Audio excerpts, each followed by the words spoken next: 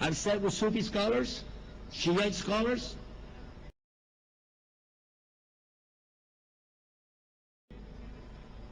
I've sat with Sufi scholars, Shiite scholars. I sat with those of the Sunni wal Jama'ah, the so-called Sunnis and Sufis, about all tariqas even. And I took benefit where I could take benefit.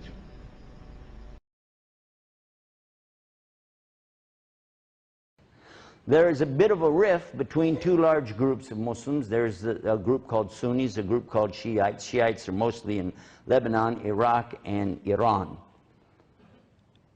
And then the Sunnis are pretty much in the rest of the Muslim world. And there have been times throughout history where there's been some confrontation. But I assure you, they have exactly the same book.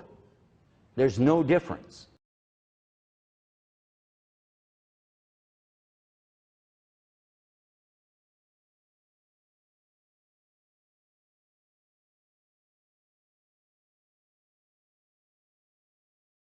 But I assure you, they have exactly the same book.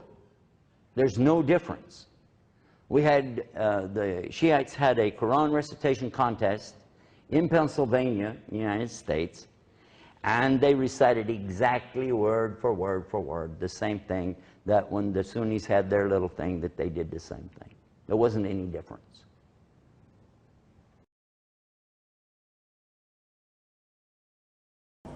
Because guess what? Shiites do have some hadith. They have a book, al-Kafi, which is sufficient, that's what it means, of hadith.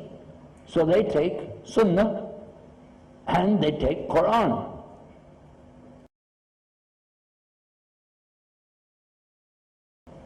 What I'm trying to tell you is that, look, I understand there is a big difference to us between some Shiite and some non-Shiite.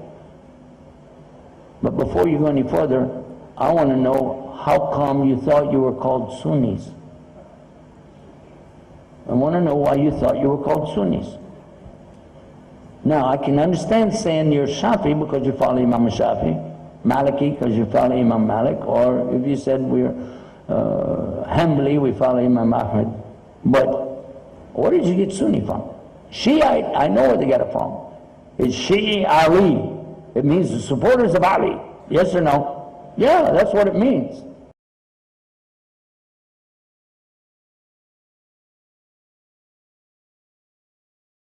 Where'd you get the name Sunni? Where did you get it? You don't know, do you? You don't know who gave it to you, do you? But yet you say it. Is that amazing? You have no problem. I'm a Sunni. Oh, really? Where did it come from? Does it come from Sunnah? Are you sure? Does that mean then that you only follow Sunnah, you don't follow the Quran? Huh?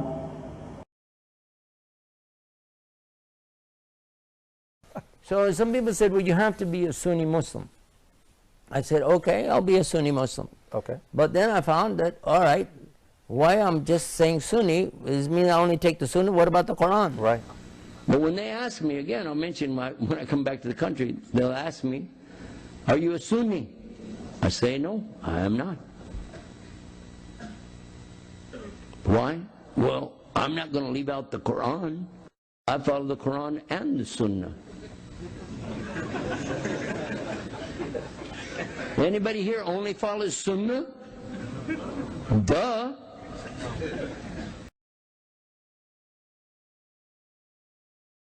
Okay. But then I found that, all right, why I'm just saying Sunni is mean I only take the Sunnah. What about the Quran? Right. Are you a Sunni? I say, no, I am not. Why? Well, I'm not going to leave out the Quran.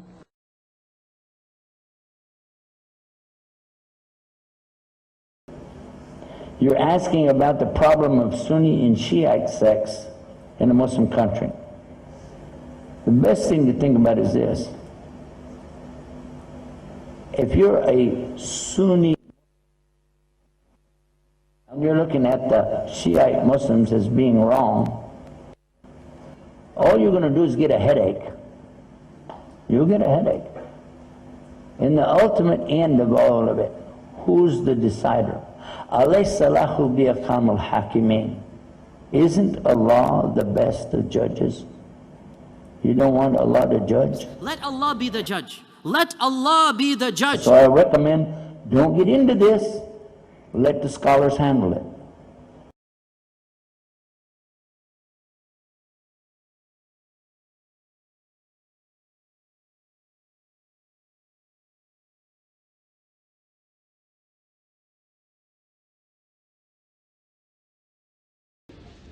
To be a follower of a particular jurisprudence, such as Hanafi, Maliki, Shafi, Hanbali, Jafari, like this, according to Al-Azhar University, they ruled on these 5 and said that these are all madhhab.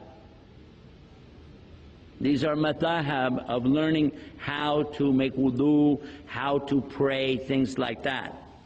And if somebody follows one or the other, that's fine, because you don't have time to become a scholar, great. If you want to go further than that, you can. But the point here is, those are normal groups.